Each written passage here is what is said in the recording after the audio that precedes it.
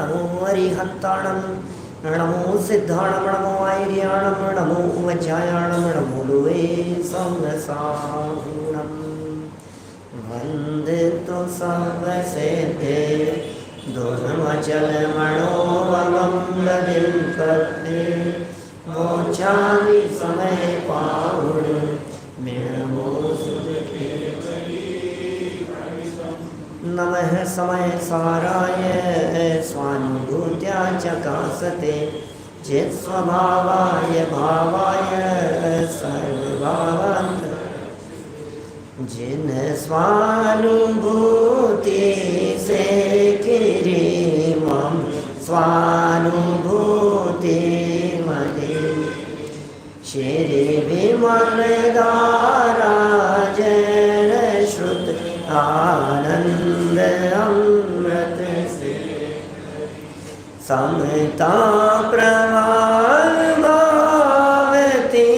रागादि विकल्प तोड़ी के माँ सरस्वती प्रतिभाव वंदन दृष्टि निज में जोड़ी के दृष्टि निज में जोड़ी के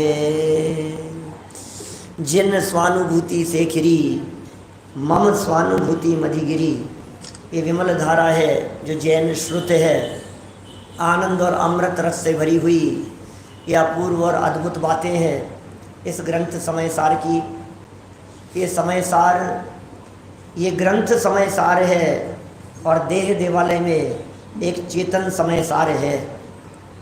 इस बाह्य ग्रंथ समय सार के माध्यम से अंदर का चेतन समय सार पकड़ में आ जावे तो ये समय सार पढ़ने की सार्थकता हो जाए। ये समय सार पढ़ने की सार्थकता समय सार को समझ लेने में, समय सार में समा जाने में है। यदि हम समय सार को समझ नहीं पाए, यदि हम समय सार में समा नहीं पाए, नहीं है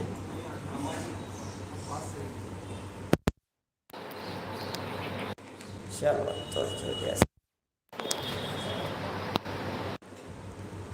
समय सार को यदि हम समझ नहीं पाए, समय सार स्वरूप आत्मा को, तो इस ग्रंथ समय सार को पढ़ने की कोई सार्थकता नहीं है। कितना भी समय सार पढ़ लो, सब अंग पढ़ो नौ पूर्व रटो, कुछ भी कर लो, क्या है, क्या होगा उससे। 11 अंग 9 पूर्व का पाठी हो गया, अनगिनती बार अनेक शास्त्रों को पढ़ लिया। सब शास्त्र पढ़कर भी अभवी को ये तत्व, ये आत्मा, ये गुण नहीं करता है। इसी तरह से ये समय सार को पढ़कर समय सार नहीं, समय सार स्वरूप आत्मा को पढ़ना है। पढ़ने योग्य तो अपना चैतन्य भगवान आत्मा ही है, जानने योग्य तो अपना ज्ञायक भगवान आत्मा ही है। इसलिए एकमात्र ज्ञायक भगवान आत्मा को जानना है। कल मैंने शाम के समय में एक बात कही थी आपसे, सुनने की विधि को पढ़ो एक बार। क्या मतलब सुनने की विधि को पढ़ो? क्या कह रहे हो आप अजित भाई? क्या सुनने की विधि को पढ़ो, गहराई से पढ़ो। सुनने की क्या विधि होती है? सामने आकर के बैठ जाने मात्र को सुनना नहीं कहते, ये सुनने की विधि नहीं। जिनवाणी सुनने की विधि कुछ अलग प्रकार की होती है। जिनवाणी सुनने की विधि क्या है? 17 नंबर पेज पर जो टोडरमल जी साहब ने लिखा है, बार बार पढ़ो उसको, उसकी गहराई में जाओ, देखो जरा, ये जिनवाणी सुनने की विधि है। घर से निकलो यहाँ प्रवचन सुनने आने के लिए तो चित्त में ये बात चलनी चाहिए कि ओ मेरा इलाज कराने के लिए जा रहा हूँ, मैं तो अनादि से रोगी हूँ, उपचार कराने आया हूँ। ये भावना आती ही नहीं है। मतलब आप मंदिर आ जाते हो, पूजन कर लेते हो, भक्ति कर लेते हो, प्रवचन सुन लेते हो, चले जाते हो, प्रश्न ही नहीं है तो क्या समाधान मिलेगा? जिज्ञासा तो होनी चाहिए। अपने आप को जानने की भरपूर जिज्ञासा लेकर के आएंगे तो अवश्य वो जिज्ञासा यहाँ जनवाणी माँ के सानिध्य में संपन्न होगी, समझ में आएगी। ये सब बातें कुछ अपूर्व बातें हैं। जब कुंदकुंदाचार्य देव अंदर बैठ कर के बात करते हैं, अंदर से निकल कर के बात करते हैं, तो हमें उसकी महिमा आनी चाहिए या नहीं? कोई व्यक्ति पेरिस की महिमा बतला रहा है तो पेरिस की बतला रहा है तो आपको किसकी महिमा आती है? पेरिस की आती है कि सुनाने वाले की? यार गजब सुनाया यार तुमने, ऐसा लगता है क्या? ऐसा लगता है क्या? बहुत अच्छा सुनाया यार, क्या गजब बतलाया आपने। नहीं नहीं, जिसका वर्णन किया था महिमा तो उसकी आती है। इसी तरह से कह रहे हैं भाई, अरे कुंद कुंद स्वामी गजब बताया आपने। बेवकूफ है, जो बता रहा हूं वो नहीं देख रहा है। हम जो समझा रहे हैं वो नहीं समझ रहे हो। हम जिसे दिखाना चाह रहे हैं, जिसकी महिमा गा रहे हैं, तुम्हें उसकी महिमा नहीं आ रही है। क्या मतलब हुआ? क्या देखा तुमने ये समय सार पढ़ करके? समय सार पढ़ करके देखने वाले को नहीं देखा तो कुछ नहीं देखा। समय सार को देखने पर द्वादशांग दिख जाता है। समय सार को देखने पर भगवान के दर्शन होते हैं। असली भगवान के दर्शन होते हैं जब समय सार पढ़ा जाता है। इसके बिना भगवान के दर्शन नहीं होते, इसके बिना जिनवाणी के दर्शन नहीं होते, इसके बिना गुरुओं को वंदन सच्चा नहीं होता। अरे गुरुओं की महिमा इसको पढ़ने से आती है। अरे शुद्धात्म तत्व, निज आत्मा की चर्चा, आत्मा का ज्ञान, आत्मा में रमणता, कैसा स्वरूप है हमारे भावलिंगी संतों का। निज आत्मा में, आत्मा का चिंतन है वाणी में आत्मा, ऐसे हैं हमारे महामुनिराज। आत्मा का चिंतन है वाणी में आत्मा, समरस में सने हुए लीन हुए आत्मा। अरे आत्मा ही सार है, ये उनकी पुकार है। ऐसे वीतरागी संत, सारभूत यदि जगत में कुछ है तो आत्मा ही सारभूत है। ये जिनकी वाणी में आती है बातें, ये कुंद कुंदाचार्य देव, ये मुझे मेरा परिचय करा रहे हैं, मुझे मेरा वैभव दिखा रहे हैं। निज वैभव से दिखाने की प्रतिज्ञा 5वीं गाथा में की थी और उसी प्रतिज्ञा का निर्वाह करते हुए भैया मिलावट मत करना, भैया निज को पर रूप मत समझ लेना, पर को निज रूप मत समझ लेना। अरे दूसरे के धन को अपना मत समझ लेना और अपने धन से अछूते मत रहना। जरा देखो निज वैभव को। अभी 47 शक्तियों के माध्यम से निज वैभव का परिचय कराया। समय सार विधान परिशिष्ट में अपन ने पढ़ा है, अभी जयमाला में पढ़ा है। क्या शक्तियाँ हैं, संभालो तो सही अपनी उन शक्तियों को। ये उन्हीं शक्तियों की बात कर रहे हैं। तुम में कोई ऐसी शक्ति नहीं है जो निज को पर रूप कर देवे। पर में ऐसा कुछ नहीं है जो निज रूप हो जावे। आज तक अनादि काल से अनंत पर द्रव्यों को अपना बनाने की चेष्टा तो की, लेकिन एक भी पर द्रव्य, एक पुद्गल का, परमाणु चेतन का हुआ नहीं। समझो तो इन बातों को क्या कह रहे हैं। देखिए 92-93 नंबर की 2 गाथाओं का ये ग्रुप है। गाथा पद्यानुवाद पढ़ के हम आगे बढ़ेंगे। जरा देखिए मूल गाथा पेज नंबर 172 पर प्राकृत की गाथा लिखी है ऊपर, मिल गई। परम पाणम गोवम अपाणम प्रिय परम करिंतो सो अन्नाणवो जीवो कम्माणम कारगो दी। आगे 93 नंबर पेज बदल के, परम पाणम गोवम अपाणम प्रिय परम कुवंतो सोणाणवो जीवो कम्माणम कारगो दी। पद्यानुवाद दोनों गाथाओं का। पर को करे निज रूप जो, पर रूप जो निज को करे।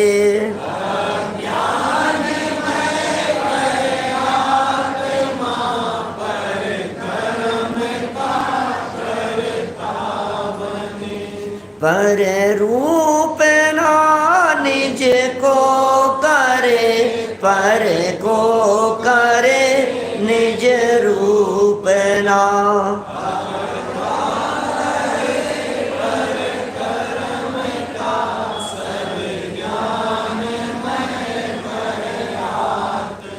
ज्ञान और अज्ञान की चर्चा कर ली है। ज्ञानी कौन, अज्ञानी कौन। निज को पर रूप करने वाला अज्ञानी है, अज्ञान में भाव रूप है वो। निज को पर रूप करने वाला माने निज को पर रूप मानने वाला, पर को निज रूप मानने वाला। निज को नहीं जानता वो पर को भी नहीं जानता, जो पर को नहीं जानता वो निज को भी नहीं जानता। एक के बारे में भूल होने पर एक की भूल नहीं होती, दोनों की भूल होती है। हमने नींबू लेने के लिए बाजार भेजा था और वो संतरा ले आया, तो नींबू नहीं जानता कि संतरा, दोनों ही नहीं जानता। नींबू जानता होता तो संतरा क्यों लाता, और संतरा पहचानता होता तो संतरा क्यों लाता? क्या? तो जो नींबू नहीं जानता क्या और संतरा ला रहा है, माने वो दोनों को ही नहीं जानता है। आत्मा को नहीं जानने वाला, अनात्मा को आत्मा समझ लेने वाला, दोनों ही प्रकार की भूल करने वाला है। और अनादिकाल से ये भूल हमारी वर्त रही है। निज को पर रूप कर रहे हैं हम, पर को निज रूप कर रहे हैं हम। आत्मा में पुद्गलों की मिलावट है और पुद्गलों में आत्मा की मिलावट है। अनादिकाल से ये हो रहा है, पता ही नहीं है हमारे को। आंखें देखती है, कान सुनते हैं, ये सब मिलावट नहीं है तो और क्या है? मैं चलता हूँ, मैं बोलता हूँ, ये मिलावट नहीं है तो और क्या है? मोक्ष मार्ग प्रकाशक 225 नंबर पेज पर लिखा टोडरमल जी साहब ने, अपना अंश भी पर में नहीं मिलाना और पर का अंश भी अपने में नहीं मिलाना। जीव अजीव तत्व संबंधी भूल का प्रकरण है, अन्यथा स्वरूप संबंधी 225 नंबर पेज मोक्ष मार्ग प्रकाशक। और बड़ी सुंदर चर्चा की है वहाँ। क्या कर रहे हैं हम? मिलावट का काम कर रहे हैं। निज को पर रूप करते हैं, पर को निज रूप करते हैं। यही तो हो रहा है अनादिकाल से। मैं बोलता हूँ भाई साहब, मैं समझा रहा हूँ, कुछ समझ में आ रही है कि नहीं? क्या मैंने इस विषय को समझ भी लिया है और मैं समझा भी सकता हूँ। समझ भी लिया है और समझा भी सकता हूँ। अशोक जी भाई साहब सुनो भाई, समझना तो ज्ञान का काम है और समझाना परद्रव्य की क्रिया है। ये दोनों एक के काम नहीं हो सकते। आवाज, ये दोनों काम एक के नहीं हो सकते। मैं समझ तो सकता हूँ लेकिन मैं समझा नहीं सकता हूँ। क्या बात कर रहे हो? आप तो बहुत अच्छा समझाते हो पंडित जी। क्या समझ सकता हूँ डॉक्टर साहब, समझा नहीं सकता हूँ मैं, क्योंकि समझाने का काम भाषा वर्णना का है, समझाने का काम जड़ का है, समझाने का काम पुद्गल का है। और मैं पुद्गल की क्रिया का कर्ता नहीं हूँ, ये भाषा का कर्ता मैं नहीं हूँ। और मैं भाषा का कर्ता मानता हूँ कि नहीं? सुनो, अभी नहीं समझ में आती ये बात निज को पर रूप करने की। ये भाषा वर्गणाएं जड़ पुद्गल है और जड़ की क्रिया है। ये बात तो तब समझ में आए जब सामने से कोई व्यक्ति हमें अपशब्द कह रहा हो और उसे हम भाषा वर्गणा और पुद्गल का परिणमन जान करके सहज रह सके। बोलो, लगता है इसकी हिम्मत हो गई ऐसी, ऐसा बोल रहा है मेरे से, इसने मुझे ऐसा कैसे कह दिया, इन्होंने ऐसा क्यों बोल दिया? अरे भाई, वो बोलने की क्रिया का करता ही नहीं है। क्या ये जड़ का जड़ रूप स्वतंत्र परिणमन नहीं समझ में आवे तो विवाद होते रहे, माथे फोड़ता रहता है और क्या करता है। और जिनको ये बातें समझ में आ गई कि नहीं भाई, ये बोलने की क्रिया का करता ही नहीं है, इसकी हिम्मत नहीं है, क्या बोल सकता है ये? क्या भाषा वर्गणा की ऐसी योग्यता थी, मेरे इस जाति के अपयश कर्म का उदय था। क्या उसका भले ही विकल्प रहा हो इन बातों को बोलने का, लेकिन क्या शब्द निकलने हैं और कैसा उदय मेरा है, ये सब स्वतंत्र निमित्त नैमित्तिक संबंध रूप परिणमन दिखाई देता है। बहुत स्वतंत्र परिणमन है और उस स्वाधीनता को बतलाने के लिए ये गाथाएं दे दी है। शीत उष्ण का एग्जाम्पल देकर के चर्चा कर ली, रिपीट नहीं करूंगा, कल पढ़ चुका हूं। शीत और उष्ण ये किसके हैं? ये पुद्गल के हैं। क्यों है पुद्गल के? क्योंकि शीत और उष्णता ये पुद्गल द्रव्य के स्पर्श गुण के साथ में तन्मय और तादात्म्य में दिखाई देने वाली पर्यायें हैं। शीत और उष्ण स्पर्श गुण की पर्यायें पुद्गल के साथ में तादात्म्य है, इसलिए पुद्गल रूप है। तो शीत और उष्ण तो पुद्गल है क्योंकि वो पुद्गल के साथ में तादात्म्य है, लेकिन शीत उष्णपन की अनुभूति, उसका अनुभव क्या, ये जीव के साथ में तादात्म्य है। तो शीत और उष्ण गुण रूप परिणमन पुद्गल का और उसका जो वेदन और ज्ञान है ये चेतन का।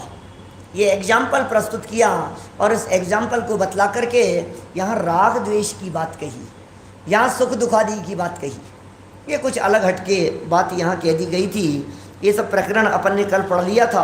देखिए इसी चर्चा को और इन्हीं बातों को लेकर के थोड़ा सा आगे बढ़ते हैं। पेज नंबर 174, 174 नंबर पेज पर देखिए। जब यह आत्मा अज्ञान के कारण, मिला तीसरी लाइन दिख गई, जब यह आत्मा अज्ञान के कारण उन राग द्वेष एवं सुख दुखादि का और उनके अनुभव का परस्पर विशेष नहीं जानता। अरे अनुभव ज्ञान का काम है और ये राग द्वेष ये जड़ की क्रियाएं हैं। क्या ये राग द्वेष जड़ के भाव हैं, और उसकी जो अनुभव करने रूप वृत्ति है वो मेरे चेतन का परिणाम है।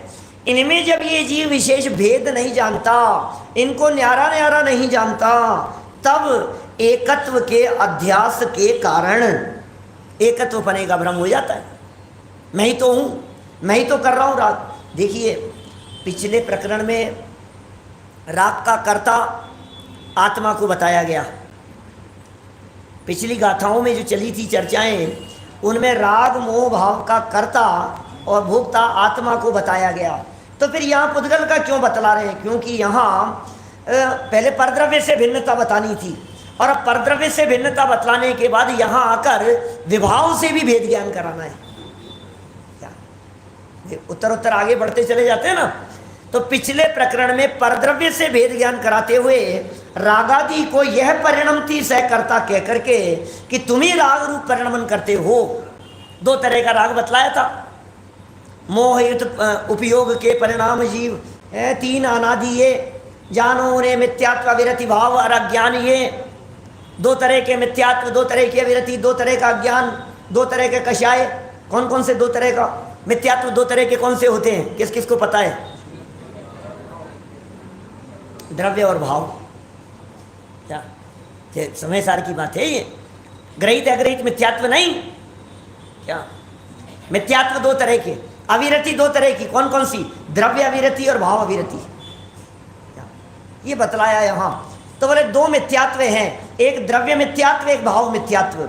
द्रव्य मिथ्यात्व का कर्ता पुद्गल है क्योंकि वो कर्म प्रकृति रूप है, और भाव मिथ्यात्व का कर्ता चेतन है क्योंकि वो जीव के परिणाम रूप है। ये बात पिछली गाथाओं में हुई है। जब भाव मिथ्यात्व का राग द्वेष का कर्ता मैं हूं क्योंकि मैं ही उन रूप परिणमन कर रहा हूं, तो फिर अभी इनको पुद्गल क्यों कह रहे हो?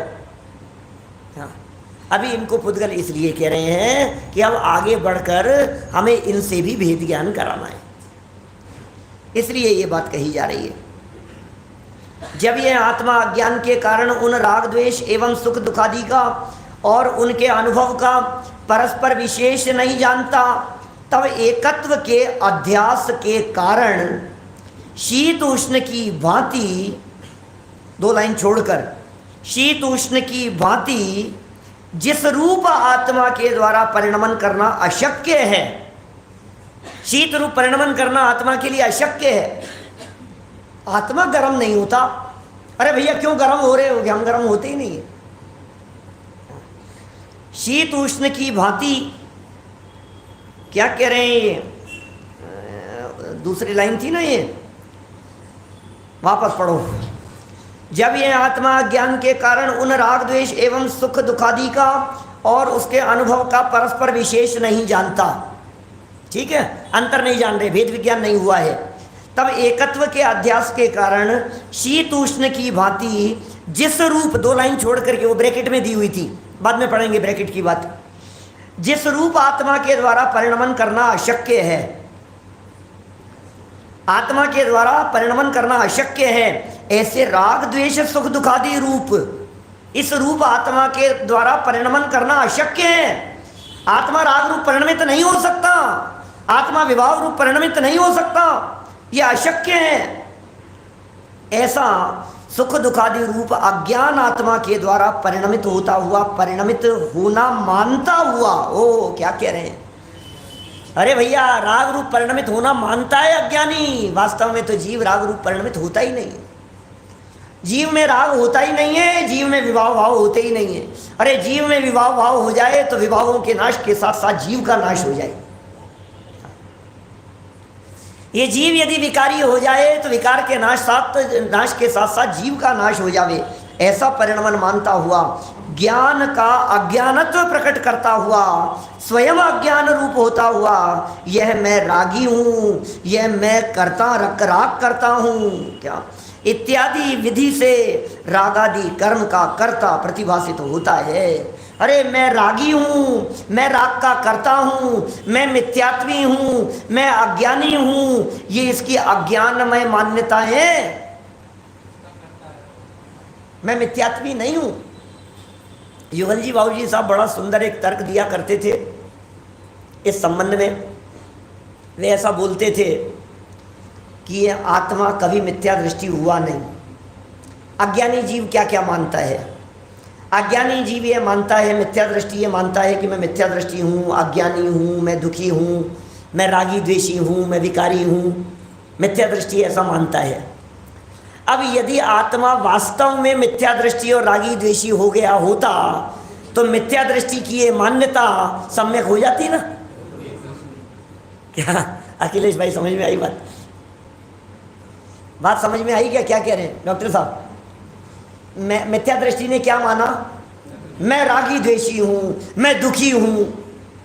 अब जो वो मान रहा है, यदि वास्तव में ये आत्मा दुखी हो गया होता तो उसकी यह मान्यता सच्ची हो जाती। संदीप जी है? जैसा है वैसा मान लिया। यदि वस्तु स्वरूप में, यदि आत्म वस्तु में, विमल जी साहब, यदि आत्म वस्तु में वास्तव में राग द्वेष होते, मिथ्यात्व होता, अज्ञानता होती, दुख होता, विकार होता, तो मैं ऐसा ही मान रहा हूं और वस्तु ऐसी है, तो मेरी ये मान्यता सम्यक दर्शन हो जाती। इसलिए मिथ्या दृष्टि की मिथ्या मान्यता मिथ्या है, इस बात को लक्ष्य में रख करके देखने पर भी आत्मा का शुद्ध होना सिद्ध होता है। मिथ्या दृष्टि की इस मिथ्या मान्यता से भी ये आत्मा रागी नहीं हुआ, ये बात सिद्ध होती है। मिथ्या दृष्टि की इस मान्यता से भी आत्मा में दुख का नामो निशान नहीं है, ये बात सिद्ध होती है। ये गाथा कह रही है ये क्या? आत्मा राग द्वेष नहीं करता, आत्मा में राग द्वेष नहीं होता, ये अज्ञानजन्य मान्यता है। राग द्वेष मानना ये अज्ञानियों की मान्यता है, ये मिथ्यात्वियों की मान्यता है, ये मूर्खों की कल्पना है कि मैं मिथ्या दृष्टि हो गया। तुम मिथ्या दृष्टि नहीं हो तो क्या मैं सम्यक दृष्टि मान लूं अपने आप को? जीव कभी मिथ्यात्वी नहीं होता, जीव कभी रागी नहीं होता। अरे ये चेतन कभी 2 इंद्रिय नहीं होता, ये कभी 4 इंद्रिय नहीं होता, ये कभी विकलत्रय नहीं होता, ये कभी नारकी नहीं होता। ये जीव यदि नारकी हो गया होता तो वर्तमान में इस चेतन का अभाव हो गया होता। आत्मा यदि 2 इंद्रिय हो गया होता तो 2 इंद्रियपन के अभाव के साथ साथ में आत्मा का अभाव हो जाता। क्या बातें कहते हैं ये, कहाँ से लाते हैं भाई साहब ये? मैं रागी हूँ, क्या लिखा है सेकंड लास्ट लाइन पैराग्राफ की? यह मैं रागी हूँ, यह मैं राग करता हूँ। ये क्या है? इसके पहले शब्द देखो, स्वयं अज्ञान रूप होता हुआ। क्या? अज्ञानी की मान्यता है, स्वयं अज्ञान रूप होता हुआ यह मैं रागी हूँ, यह राग मैं करता हूँ। अरे मैं करता हूँ, मैं करता हूँ, राग मैं करता हूँ, ये मान्यता भी मिथ्या मान्यता है। जड़ को करता धरता हूँ, वो बातें तो पीछे ही छूट गई। क्या? राग का करता हूँ, ये भी महामिथ्यात्व खोटी मान्यता है। इत्यादि विधि से रागादि कर्म का कर्ता प्रतिभाषित होता है। किंतु अब ज्ञानी की बात देखो, अब ज्ञानी की बात बहुत मार्मिक बात है। किंतु जब यह आत्मा ज्ञान के कारण उन राग द्वेष एवं सुख दुखादि का और उनके अनुभव का परस्पर अंतर जान लेता है, ये अंतर जान लिया हमने। सुख दुखादि राग द्वेष ये सब जड़ रूप थे, ये सब जड़ रूप होते हुए भी गुरुदेव श्री कह रहे हैं कि ऐसा मत समझ लेना कि इनमें स्पर्श रसगंध वर्ण है। इन्हें भले ही पुद्गल कहा जा रहा है, लेकिन पुद्गल कहे जाने पर भी ये पुद्गल नहीं है। ये भाव पुद्गल के कहे जाने पर भी इनमें स्पर्श आदि पाया जावे ऐसा नहीं है। तो फिर क्यों इन्हें पुद्गल कहा जा रहा है? क्यों इन्हें जड़ कह करके पुकारा जा रहा है? बस मेरे स्वभाव का घात करने वाले हैं, इसलिए मेरे विरोधी तत्व हैं। पुद्गल के लक्ष्य से उत्पन्न होते हैं, इसलिए पौद्गलिक भाव कहे जाते हैं। देखो जिन्होंने इनमें अंतर जान लिया, किस में अंतर जान लिया? आत्मा के ज्ञान का कारण, आत्मा ज्ञान के कारण उन राग द्वेषादि एवं सुख दुखादि का और उनके अनुभव का, कितना बारीक संधि है। प्रज्ञा छेनी से भेद ज्ञान कराएंगे आगे मोक्ष अधिकार में चल करके, इतनी बारीक संधि है। संवर अधिकार जिसे भेद विज्ञान का अभिनंदन करने वाला अधिकार कहा गया है, ज्ञान और राग के प्रदेशों की भिन्नता की चर्चा जहाँ की गई है, वही तो बात के बीज यहाँ बोए हैं। और क्या है? अनुभव अलग और राग द्वेष अलग। है। वेदन अलग और सुख दुख अलग। सुख दुख इंद्रियों का परिणमन, सुख दुख चारित्र मोह के उदयजन्य परिस्थितियां, सुख दुख वेदनीय कर्म का परिणाम, और उस सुख दुख का वेदन यह आत्मा का परिणाम। अभी कैसी बारीक संधि है, ये दो चीजें नजर आती है, यहाँ हमें द्वैतपना नहीं दिखाई देता है। ज्ञान और ज्ञेय ये दोनों न्यारे न्यारे नहीं दिखाई देते हैं। देखिए, जब ऐसा अंतर जान लेता है तब वे एक नहीं है अपितु भिन्न भिन्न है। ऐसे विवेक के कारण, भेद विज्ञान के कारण शीत उष्ण की भांति जिनके रूप में आत्मा के द्वारा परिणमन अशक्य है, जैसे शीत उष्ण के अंदर आत्मा का परिणमन अशक्य है, उसी प्रकार ऐसे राग द्वेष एवं सुख दुखादि रूप से अज्ञान आत्मा के द्वारा किंचित मात्र भी परिणमित न होता हुआ, अज्ञान आत्मा के द्वारा किंचित मात्र भी परिणमित न होता हुआ, ज्ञान का ज्ञानत्व प्रकट करता हुआ, स्वयं ज्ञान रूप होता हुआ, यह मैं रागादि को जानता ही हूं। राग तो पुद्गल करता है, इस राग का करता तो पुद्गल है, मैं राग का करता नहीं हूं, मैं राग को जानने वाला हूं। सोचना, जरा विचार करना एक बार गंभीरता से, माने राग क्रिया का करता कौन? मैं पर का करने वाला, कि राग का करने वाला, कि ज्ञान का करने वाला? तीन तरह की क्रियाएं हैं। क्या? तीन तरह की क्रियाएं हैं भाई साहब। एक है जड़ की क्रिया, एक है राग की क्रिया, विभाव क्रिया, और एक है ज्ञान क्रिया। क्या? इन तीनों क्रियाओं में मेरी क्रिया कौन सी है? एक जड़ की क्रिया है, दुकान, जमीन, मकान, जायदाद, प्रॉपर्टी, बिजनेस, घर बार, भोजन आदि की, ये सब क्या है? बोले ये जड़ की क्रियाएं हैं, ये पुद्गल की क्रियाएं हैं। अच्छा, तो इन पुद्गल की क्रियाओं का तो मैं करता नहीं हो सकता हूं, तो फिर इनको करने वाले विकल्प का करता तो हूं। अनुभव जी, इसके विकल्प का करता तो हूं मैं। बोले अज्ञान दशा के कारण अज्ञानी उस विकल्प का कर्ता बनता है। क्या? ज्ञानी तो उस विकल्प का भी करता नहीं है, उस राग भाव का भी करता नहीं है, क्योंकि ज्ञानी जीव, सुनील जी सर्राफ साहब, ज्ञानी जीव उस राग रूप परिणमित नहीं होता। नहीं, पीछे नहीं है सुनील जी सर्राफ साहब, दोबारा मोबाइल में घुस गए हैं क्या? इसमें आ गए दोबारा। दो तीन दिन यहाँ थे तो सबको ऐसा लग रहा है पीछे बैठे होंगे, कहाँ से बोल रहे हैं कि नहीं पहले पीछे थे, इससे निकल करके बाहर आ गए थे, बाहर से निकल के दोबारा अंदर चले गए। देखो क्या कह रहे हैं यहाँ कि ये जो रागादि भाव हैं, ये रागादि भाव का कर्ता चेतन नहीं है भाई। क्या माने? राग भाव अज्ञानी कर रहा, अज्ञानी उसका कर्ता बन रहा है, ठीक है ना? ज्ञान भाव ज्ञानी करे, अज्ञानी अज्ञान, और द्रव्य कर्म पुद्गल करे, यो निश्चय फरमान। ये बनारसी दास जी की पंक्तियाँ हैं। द्रव्य कर्म तो पुद्गल का काम है, भाव कर्म अज्ञानी का काम है, और ज्ञानी का क्या काम है? कि ज्ञान भाव ज्ञानी का काम है। तो इस तरह से ये टीका पूरी हुई। इसका जो भाव, मर्म, स्वरूप, गहराई, वो सब नीचे ज्ञायक भाव प्रबोधिनी में समझाते हैं। चलिए नीचे पढ़ते हुए इसकी संपन्नता की तरफ बढ़ेंगे अपन। मार्मिक प्रकरण है, देखिए 10-12 लाइनें हैं, पर्याप्त समय है अभी अपने पास में इसके मर्म को समझने के लिए।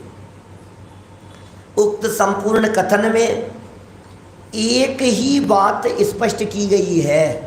क्या? कि जिस प्रकार पुद्गल की शीतोष्ण अवस्था पुद्गल का परिणाम है। क्या? पुद्गल द्रव्य के स्पर्श गुण की पर्याय है, पुद्गल का ही परिणमन है, बराबर। उसमें भी हमने एक बात की थी आपके सामने कि अग्नि से संतप्त होने वाला लोहा, क्या उसमें लोहा भिन्न है और अग्नि भिन्न है। घी के उबलने की चर्चा की थी हमने, बोले घी का शीतल स्वभाव वो अलग है और अग्नि का स्वभाव उष्णता ये अलग है। ये सूक्ष्म संधि है और ये संधि पकड़ में नहीं आती है हमारे। ये कह रहे हैं शरीर में होने वाले रोग के काल में शरीर पूरा तप्त हो रहा है, तप रहा है, बुखार बहुत तेज हो गया, और उस तेज बुखार के काल में पूरा शरीर और बुखार ये दोनों एक में एक दिख रहे हैं। वो संधि चाहिए हमारे को कि बुखार बुखार में है, शरीर में बुखार नहीं है। बोलो, ये दृष्टि आएगी क्या उपयोग में?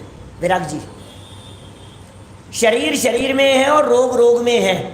ये शरीर उबलता हुआ दिखाई देने पर भी 105 डिग्री बुखार है, इतना गर्म दिखाई दे रहा है, तप रहा है ये शरीर, उस काल में भी शरीर गर्म नहीं है, बुखार गर्म है।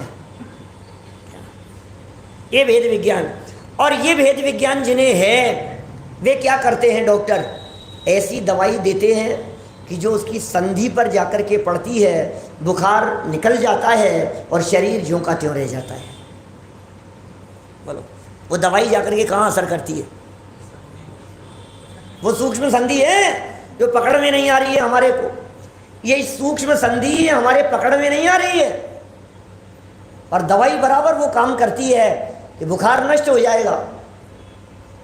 बहुत लंबे समय से बुखार होने पर भी बोलो शरीर बुखार रूप हुआ या नहीं हुआ? कैसे पता लगता है? शरीर यदि बुखार रूप हो गया होता तो बुखार के नष्ट होने के साथ साथ शरीर नष्ट हो जाता है।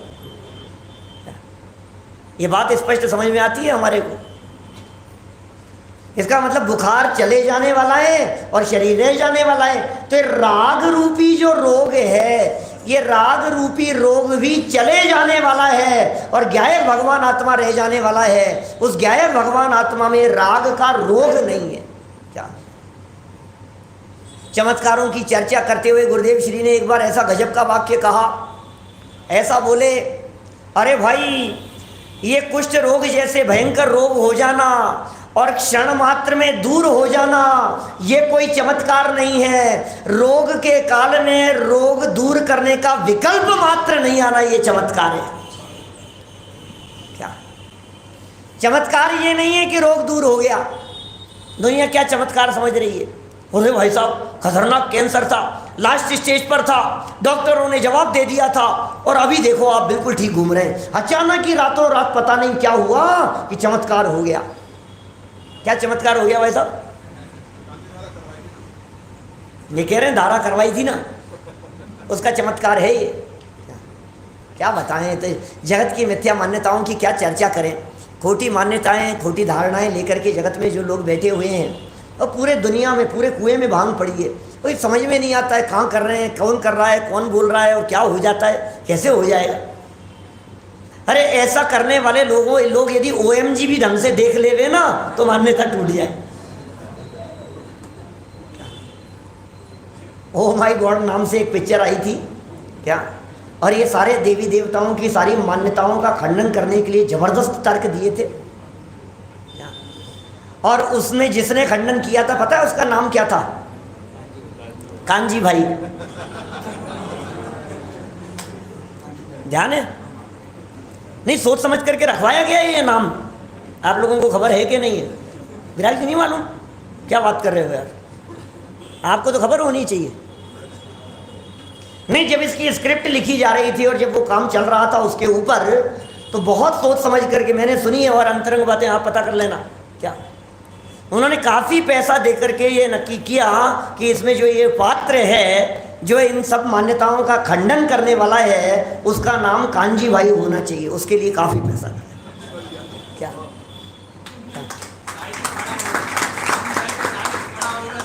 है? हाँ, नहीं, जिन्होंने करवाया वो तो वही होंगे ना। मैंने सच में, और कितना खंडन किया एक एक चीज़ का।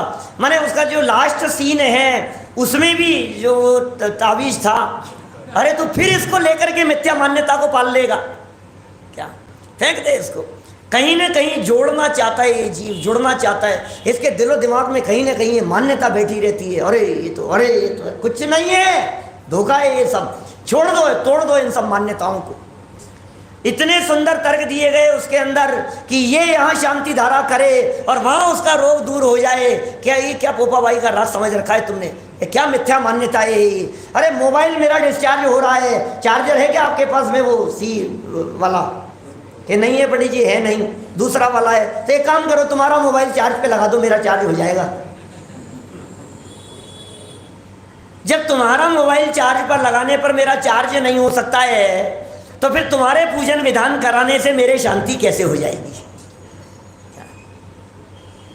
कैसे हो जाएगी ये मोटी मोटी बात समझ में नहीं आती है। यहाँ तो क्या कह रहे हैं भैया, यहाँ तो ये कह रहे हैं रोग दूर हो जाए, ये चमत्कार नहीं है। रोग मेरे में है नहीं, रोग को दूर करने का विकल्प मात्र भी नहीं आए, ये चमत्कार है। क्या विकल्प आए? ज्ञानियों को रोग दूर करने का विकल्प नहीं आता। वादिराज मुनिराज जैसों को 700-700 वर्षों तक कोढ़ रहा, कुष्ठ रोग रहा और रोग दूर करने का विकल्प मात्र भी नहीं है। ये कैसा चमत्कार है? ये ज्ञानियों की दृष्टि का चमत्कार है। ये कुछ अद्भुत बातें हैं ये यहाँ दिखा रहे हैं। देखिए क्या कह रहे हैं, बुखार के काल में बुखार से भिन्न जानना, गर्म होने के काल में गर्म होने से भिन्न जानना, और ऐसी दृष्टि क्या, ऐसी औषधि और ऐसी भेद विज्ञान की चैनी चलाना जिससे न मर्ज रहे न मरीज रहे, ऐसा काम करना। क्या क्या हुआ संजय जी, क्या करना? बहुत समय से परेशान कोई मरीज डॉक्टर के पास में गया है और डॉक्टर से इलाज के बारे में बहुत तारीफ सुनी थी और डॉक्टर ने उससे कहा कि तुम चिंता मत करो, ऐसा इलाज करूंगा कि ना मर्ज रहेगा ना मरीज रहेगा। क्या भाग गया? भेद विज्ञानी गुरु ने समझाया कि सही कह रहे हैं, जब मर्ज नहीं रहेगा तो फिर मरीज भी नहीं रहेगा। आप क्या समझ रहे थे?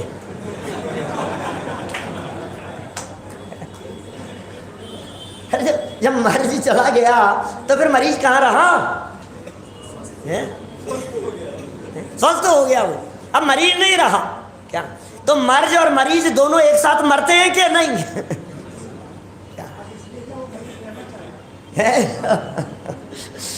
देखिए संपूर्ण कथन में एक ही बात स्पष्ट की गई है कि जिस प्रकार पुद्गल की शीतोष्ण अवस्था वो पुद्गल का परिणाम है, पुद्गल का ही कर्म है, कार्य है, और पुद्गल ही उसका करता है। ये तो उदाहरण है, बराबर समझ में आती है सबको बात। तथा उसे जानने वाला ज्ञान आत्मा का कर्म है और आत्मा ही उस ज्ञान रूप कर्म का करता है। वो आत्मा का कर्म है जानना, आत्मा अपने उस कार्य का करता है। ठीक उसी प्रकार राग द्वेषादि भाव भी पुद्गल के परिणाम हैं। राग द्वेषादि भाव भी पुद्गल के परिणाम हैं, पुद्गल के कर्म हैं, कार्य हैं, और पुद्गल ही उनका करता है। तथा उन्हें जानने वाला ज्ञान ये आत्मा का कर्म है, कार्य है, और आत्मा ही उस ज्ञान रूप कर्म का करता है। क्या आत्मा किसका करता है? पुद्गल का करता तो नहीं है, लेकिन पुद्गल को जानने वाले, राग जानने वाले ज्ञान का करता अवश्य है। राग का नहीं, राग के ज्ञान का, विभाव का नहीं, विभाव के ज्ञान का, विकार का नहीं, विकार के ज्ञान का। अज्ञानी जीव तो उस विकार का कर्ता बनता है और ज्ञानी जीव उस विकार के काल में उस विकार का ज्ञाता रहता है। ज्ञानी जीव ज्ञान में भीजते हैं सदा काल, क्या न पाप में सीजते हैं, न पुण्य के उदय पर रीझते हैं। ज्ञानी तो सदा काल ज्ञान में भीगते हैं, आनंद रस में डुबकी लगाते हैं। बस ज्ञानी तो सदा काल, ज्ञानी ही उसका कर्म है, ज्ञानी ही उसका कार्य है। इस तरह से वह आत्मा अपने उस ज्ञान रूप कर्म का कर्ता बनता है। इस प्रकार का भेद ज्ञान जब प्रकट होता है, इस प्रकार का भेद ज्ञान जब तक प्रकट नहीं होता तब तक ये आत्मा अज्ञानी रहता है। देखो पीछे भी गाथाएं आई थी, 69-70 नंबर गाथा में ज्ञानी अज्ञानी की बात कही थी, 75 नंबर गाथा में ज्ञानी की बात कही थी, 19 नंबर गाथा में अज्ञानी की बात कही थी। ध्यान होंगे ना प्रकरण थोड़े बहुत, सब समय सार के स्वाध्यायी रसिया अभ्यासी लोग हैं, इसलिए इतनी बात कह देता हूँ मैं, सब समझ, बस नंबर कहने से काम चल जाता है ना। मैंने अलग अलग तरह से अलग अलग एंगल बतलाए। 19वीं गाथा में अलग प्रकार के अज्ञानी का एंगल बतलाया और यहाँ आकर के कर्ता कर्म अधिकार में अलग प्रकार का एंगल बतलाया, और कर्ता कर्म अधिकार की 75वीं गाथा में जो ज्ञानी की परिभाषा बतलाई थी वो अलग प्रकार की बतलाई थी, और यहाँ जो ज्ञानी अज्ञानी की बात कही जा रही है ये अलग प्रकार से कही जा रही है। कौन है ज्ञानी भाई साहब? अरे ज्ञानी अज्ञानी का भी बड़ा गजब का स्वरूप है भाई साहब। क्या किसने सुना है मेरे द्वारा ज्ञानी अज्ञानी की चर्चा? ज्ञानी किसे कहें, अज्ञानी किसे कहें? क्या एक पूरा प्रवचन है ज्ञानी अज्ञानी के ऊपर, इसी समय सार की सीरीज में आया है कहीं, वही 69-70 के आसपास में कहीं प्रकरण चलाया था। 10 मिनट का शॉर्ट बनाया, वो शिखर जी में बोला था, कौन ज्ञानी और कौन अज्ञानी, कौन ज्ञानी और कौन अज्ञानी। 20 तरह से ज्ञानी अज्ञानी निकाले जा सकते हैं। कौन ज्ञानी कौन अज्ञानी, ऐसी चर्चाएं की जा सकती है। पढ़ा लिखा ज्ञानी है और अनपढ़ अज्ञानी है, ऐसी बात है कि नहीं। ये ज्ञानी कौन, बहुत पढ़ा लिखा है, ये ज्ञानी है, ये अज्ञानी है। और वो पढ़ा लिखा व्यक्ति भी जब दूसरे फील्ड की बात चलती है तो अपने आप को अज्ञानी समझता है। ऐसा नहीं होता है। सीए भैया, सीए बहुत पढ़ा लिखा है, चार्टर्ड अकाउंटेंट है, अच्छा तो ये यार मेरे सर दर्द बहुत ज़्यादा है, थोड़ी दवाई बता देना। अरे यार, इस फील्ड में अज्ञानी है। फील्ड चेंज हो जाता है तो अज्ञानी हो जाता है। और दूसरे प्रकार से चर्चा करो तो और दूसरे एंगल से बात की जा सकती है। अरे आंखों का डॉक्टर कान के दर्द के संबंध में अज्ञानी है, डॉक्टर ही डॉक्टर के संबंध में अज्ञानी है। लो, उसको उस फील्ड की खबर नहीं है इसलिए वो अज्ञानी हो गया।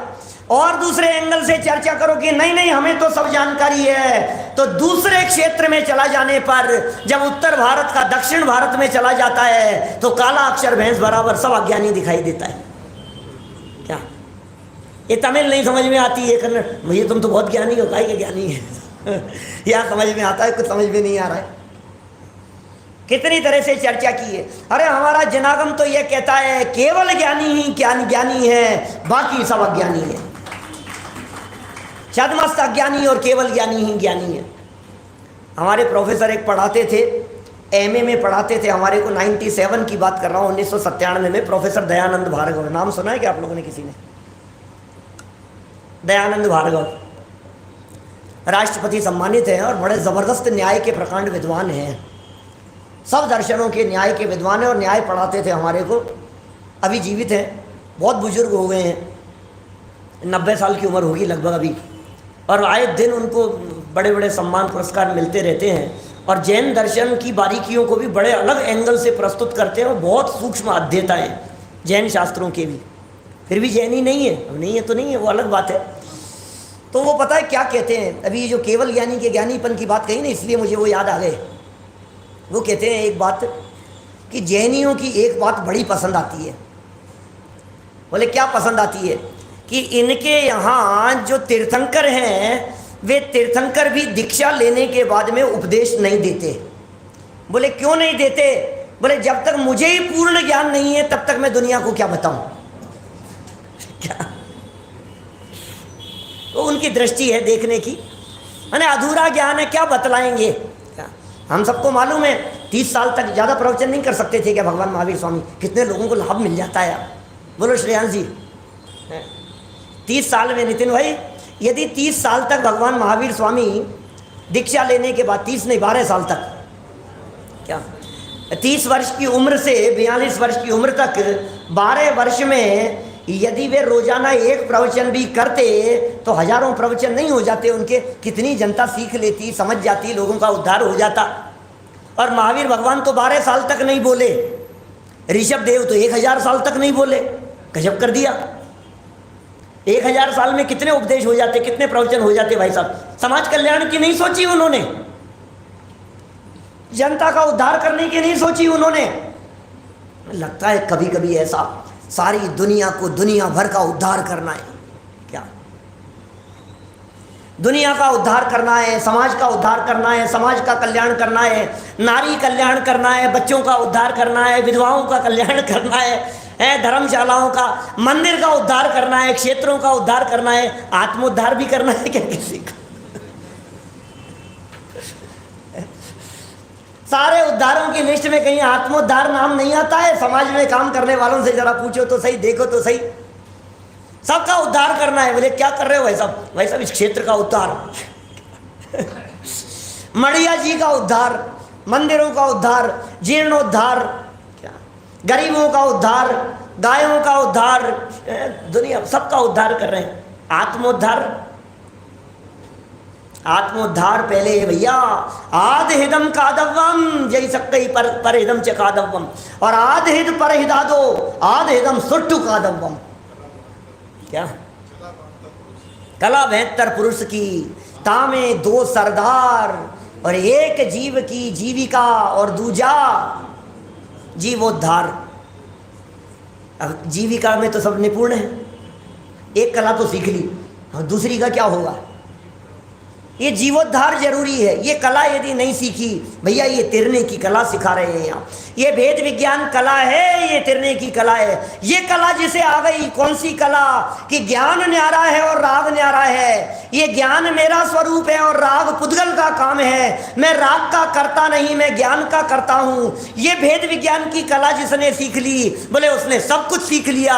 और जिसने ये कला नहीं सीखी, बोले कितना भी पढ़ लिया, कितना भी सुन लिया, बोले कुछ काम होने वाला नहीं। ये उसी सेठ जी और नाविक की तरह है बात। क्या सेठ जी तैरना आता है क्या? कि बस यही नहीं आता। इतनी देर से जो सेठ जी सुना रहे थे ना, क्या अरे क्या किया तुमने, नाव चलाते चलाते इंग्लिश नहीं आती तुम्हारे को, तुम्हारी आधी जिंदगी तो पानी में निकल गई। कंप्यूटर जानते हो? कि नहीं सेठ जी मैं तो कंप्यूटर नहीं जानता। क्या किया तुमने, पानी पानी में, तुम्हें आधी से ज़्यादा जिंदगी तुमने पानी में निकाल दी नाव चलाते चलाते। और फिर सारे जवाब में जब ये आधी निकल रही थी और नाव डगमगाने लगी किसी झोंका आने पर, और नाविक ने पूछा कि सेठ जी आपको तैरना आता है क्या? कि नहीं आता। बोले हमारी तो आधी ही गई थी, आपकी पूरी जाने वाली पर।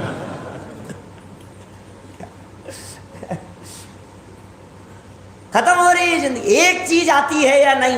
तिरने की कला आती है या नहीं? तैरने की कला आती है या नहीं? आत्मोद्धार की कला आती है या नहीं? पार होने की कला आती है या नहीं? भव के जंजाल से, झंझटों से निकलने की कला आती है या नहीं? जिसे ये जंजाल से निकलने की कला आती है, जिसे झंझटों से निकलने की कला आती है, दुनिया की कोई ताकत उसे दुखी नहीं कर सकती है। अरे परिस्थितियां कैसी भी हो बाहर में, लेकिन दुखी करने में समर्थ नहीं हो सकती है। ये कला है हमारे पास में। प्रतिकूलताओं के काल में भी प्रतिकूलता से भिन्न देख लेने की कला। अरे शीत के काल में शीत से भिन्न देखने की कला सिखा रहे हैं ना यहाँ। रोग के काल में रोग से भिन्न देखने की कला सिखा रहे हैं ना। निंदा के काल में निंदा से भिन्न देख लो, विवाह के काल में विवाह से भिन्न देख लो, बीमारियों के काल में बीमारी से भिन्न देख लो, परेशानियों के काल में परेशानी से भिन्न देख लो। अरे एक या एक को देख लिया, बोले सबसे भिन्न दिखाई देने लगा। अब कोई समस्या हो तो बताओ। जितनी समस्याएं हैं, उन समस्याएं और मैं, इन दोनों के बीच में ये प्रज्ञा चैनी डाल करके देखो। अब बताओ समस्या मेरे में है कि मुझसे भिन्न है? अब समस्या मुझसे भिन्न है तो तकलीफ कहाँ है? आनंद मनाओ, आनंद मनाओ। क्या मैं आपसे कहता हूं, रोड पर चलते चलते कोई बच्चा भाग रहा था और भागते भागते गिर गया। आपके साथ में आपका छोटा बच्चा उंगली पकड़ करके, उंगली छुड़ा करके भाग गया आगे, और भाग रहा है और गिर गया, और गिरने पर अचानक गिरा और उसकी जींस फट गई और रोने लगा। हमने पूछा पैर में लगी क्या? कि नहीं, नहीं लगी। तो रोता क्यों है? कि नहीं जींस फट गई। तो मूर्ख है, नहीं दिला देंगे अभी तेरे को, तो क्यों रोता है? समझदार तो वो है ना जो अंदर में देख रहा है कि मुझे चोट नहीं लगी, ये कपड़े फटे तो फट गए। अरे यही तो कह रहे हैं, ये कपड़े फटे तो फट गए, मेरा क्या बिगड़ गया? क्या फटे तो फट जाने तो क्या फर्क पड़ गया? चीर फाड़ हो गई, ऑपरेशन हो गया, ओपन हार्ट सर्जरी हो गई तो हो गई, क्या फर्क पड़ गया? क्या फर्क पड़ गया है? कपड़े फटे हैं, शुक्र समझो तेरा कुछ नहीं बिगड़ा। क्या अनादि काल से गिरते पड़ते हुए भी आज तक मेरे में किसी प्रकार का कोई बिगाड़ नहीं हुआ। ये भगवान आत्मा ऐसा शुद्ध परम पवित्र चैतन्य तत्व है। ये बात आचार्य देव यहाँ सिखा रहे हैं, समझा रहे हैं। जिसके ये समझ में आ गई, काम हो गया बस, और क्या है। ज्ञानी जीव ऐसी अनुभूति करते हैं, इस भेद विज्ञान का अभ्यास करते हैं। अरे भेद विज्ञान का अभ्यास करने वालों को दुख दर्द आसपास में भी नहीं फटकता है। अभ्यास करो भेद विज्ञान का कि साहब दर्द तो होता होगा, दर्द तो होता होगा। अरे दर्द नहीं होता, क्योंकि सुख दुख पुद्गल का है, ये सिखा रहे हैं। गाथा क्या कह रही है अभिषेक भाई? गाथा क्या कह रही है? सुख दुख तो पुद्गल का है, तुझे सुख दुख नहीं होता तो क्या होता है? बोले उसका ज्ञान मात्र होता है। क्या तो ज्ञान का करता धरता है, तो सुख दुख को भोगने वाला नहीं है। वो सुख दुख तो पुद्गल का काम है। देखिए ज्ञानी जीव कैसे निराकुल रहते हैं, ज्ञानी जीव कैसे सहज रहते हैं, ज्ञानी जीव कैसे आनंदित रहते हैं, ज्ञानी जीव अकर्ता क्यों होते हैं। जरा देखिए, ये बातें यहाँ बतलाते हैं, 4 लाइनों में सार बतलाते हैं इन दोनों गाथाओं का।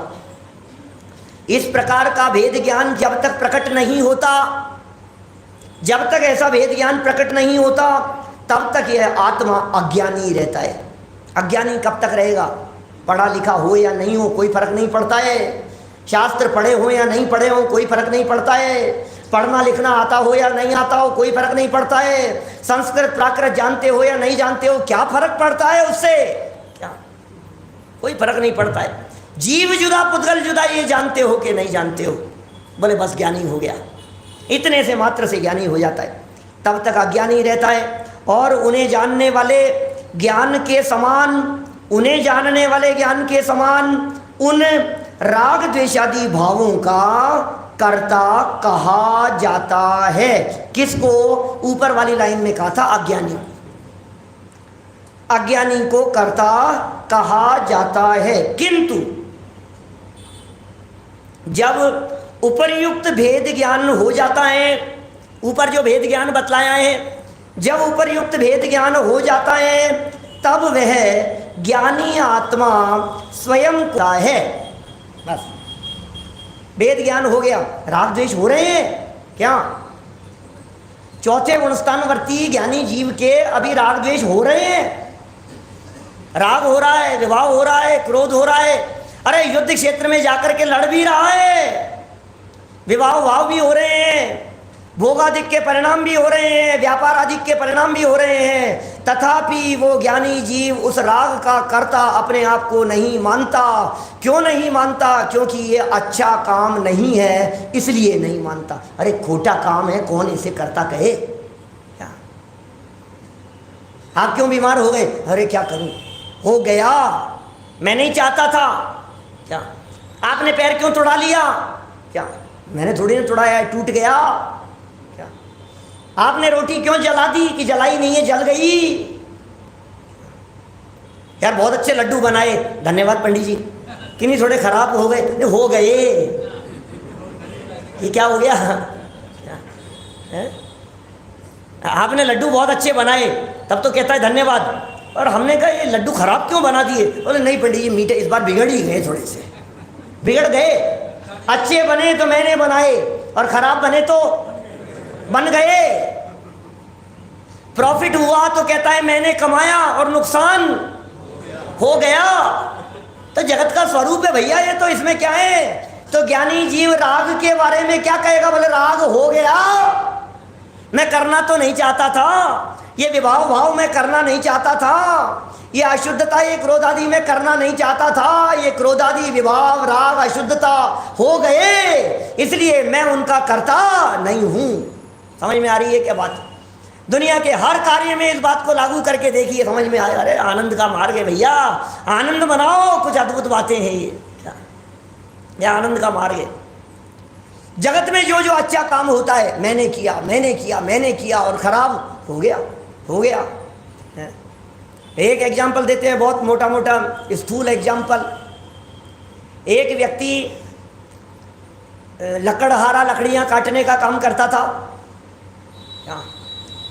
और लकड़ियाँ काटता था, कुल्हाड़ी उठाता था, चलाता था, लकड़ियाँ काटता था। अचानक कुल्हाड़ी पैर पे गई और पैर कट गया। पैर कट गया तो डॉक्टर के भागा, डॉक्टर के भागा तो डॉक्टर ने कहा भैया ये पैर किसने काट दिया? डॉक्टर क्या कहेगा? ये पैर किसने काट दिया? तो वो जो लकड़हारा था उसने कहा किसी ने नहीं। तो डॉक्टर कहता है, डॉक्टर थोड़ा सा स्वाध्यायी था, बोले कर्ता के बिना कार्य नहीं होता। एक काम हुआ है तो कर्ता तो होगा, बिना कर्ता के काम कैसे होगा? ऐसा कैसे हो सकता है? बोले नहीं नहीं सच कह रहा हूं, किसी ने नहीं काटा। बोले हो नहीं सकता, झूठ बोलता है। क्या? चल कोई बात नहीं, मैं थोड़ा सा इसकी जांच करता हूं, ये बता तू क्या करता है? ये साहब मैं तो लकड़ियां काटता हूं। कि पैर कटा उस समय तू क्या कर रहा था? कि लकड़ी काट रहा था। कि नहीं मुझे पूरी खुल करके बता बात क्या है। क्या? तो बोले कैसे काटता है लकड़ियाँ, क्या करता है? तो बोले लकड़ी के गट्ठर होते हैं, सामने रखे रहते हैं, और फिर ऐसे कुल्हाड़ी होती है हाथ में, उसे ऊपर उठाता हूँ और लकड़ियों पर डालता हूँ। तो बोले कौन काटता है लकड़ियाँ? बोले मैं काटता हूँ, लकड़ियाँ मैं काटता हूँ। और फिर ऐसे करते करते अचानक क्या हुआ कि वो जो कुल्हाड़ी थी वो कुल्हाड़ी पैर पर गिरी और पैर कट गया।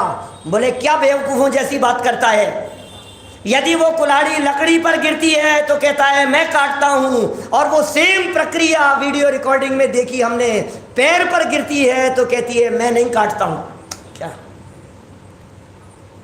यही कह रहे हैं भाई साहब, यही कह रहे हैं। ये ज्ञानी जीव इन रागादिक का कर्ता क्यों नहीं बनता? ये ज्ञानी जीव विवाह भाव का कर्ता क्यों नहीं बनता? इसलिए नहीं बनता क्योंकि वो ज्ञानी है। लौकिक में तो आप सब भी ज्ञानी हो। क्या खराब भोजन बन जाने पर आप उसके कर्ता नहीं बनते, दुकान में उलट पुलट हो जाने पर आप उसके कर्ता नहीं बनते, एक्सीडेंट हो जाने पर आप उसके कर्ता नहीं बनते।